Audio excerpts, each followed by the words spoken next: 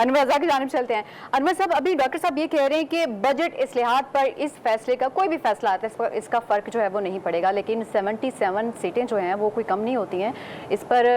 دیکھا جائے تو حکومت میں کچھ چینجنگز تو لازمی آئیں گی۔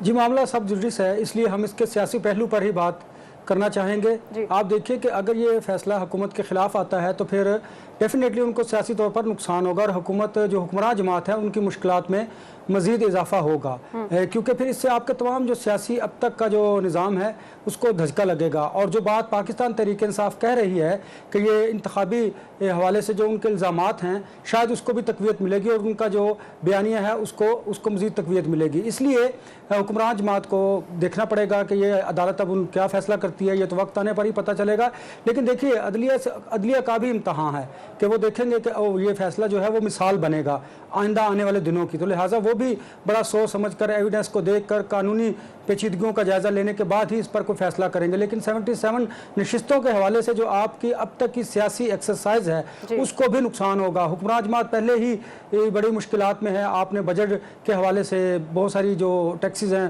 وہ لگانے ہیں، اس کے ساتھ ساتھ آپ نے پاکستان پیپلز پارٹی کو بجٹ کے بعد دوبارہ حکومت میں لے کر آنا ہے، تو یہ تمام تر جو چیزیں ہیں اس کا سیاسی نقصان زیادہ ہوگا، اور یہ جو فیصلہ ہے یہ فیصلہ بیس کرے گا آپ کے آئندہ آنے والی سیاست پر بھی۔ اور دیکھیے کہ اور عدالت پر جو بات کی جاتی ہے اس پر بھی اب عدلیہ کو دیکھنا ہوگا کہ بہت زیادہ جو تنقید ہے وہ اب عدلیہ پر کی جاتی ہے، عدلیہ نے اس کو بھی دیکھنا ہے، لیکن عدلیہ کو اس کے ساتھ ساتھ ایسے فیصلے کرنے ہیں، ظاہر ہے وہ تو قانونی شہادت کی بنیاد پر ہی کیے جائیں گے، کوئی سیاست کو یا آپ اور میری بات سن کر تو نہیں کیے جاتے، لیکن میں یہ سمجھتا ہوں کہ اس پر سیاسی نقصان ہوگا اگر یہ حکمران جماعت کے خلاف کوئی فیصلہ آتا ہے تو۔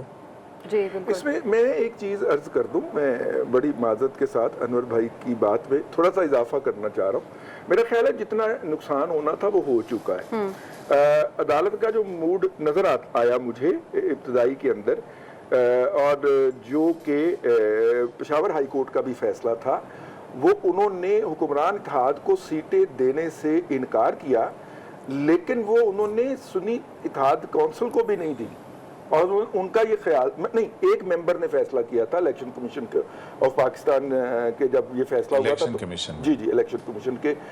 رکن نے فیصلہ دیا تھا کہ ٹھیک ہے یہ آپ سنی اتحاد کونسل کو نہ دیں، لیکن پشاور ہائی کورٹ نے تو 5 کے 5 جج صاحبان جو انہوں نے اس کو اپہولڈ کیا تھا جی انہوں نے کہا تھا کہ اپنا جو میجورٹی ڈیسیژن تھا الیکشن کمیشن کا اس کو اپہولڈ کر دیا تھا۔ تو اب مسئلہ یہ ہے کہ میکسیمم یہاں تک جایا جا سکتا ہے نا کہ وہ سیٹیں آپ ان کو بھی نہیں دیتے اور ان کو بھی نہیں دیتے، یہ اس سیشن کے لیے سسپینڈ رہیں گی۔ اس صورت میں حکومت کے پاس جو ریفارمز انٹروڈیوس کروانے کے لیے اس کو، اور اس کے لیے آئین کے اندر تبدیلیاں کرنی تھی جس کے لیے 2/3 اکثریت درکار ہوگی، وہ 2/3 اکثریت اس کے پاس سے جا چکی ہوئی ہے۔ تو بہت ساری ریفارمز جن کے لیے سمپل میجورٹی سے وہ بجٹ تو پاس ہو جائے گا، اور جو سمپل میجورٹی سے ترامیم ہو سکتی ہیں وہ تو ہو جائیں گی، لیکن ان کے پیچھے جو ریفارمز کے پیچھے جو کانسٹیٹیوشنل بیک اپ ہوتا ہے جو آپ 2/3 اکثریت سے انٹروڈیوس کرواتے ہیں وہ شاید نہ ہو پائے۔ ٹھیک ہے۔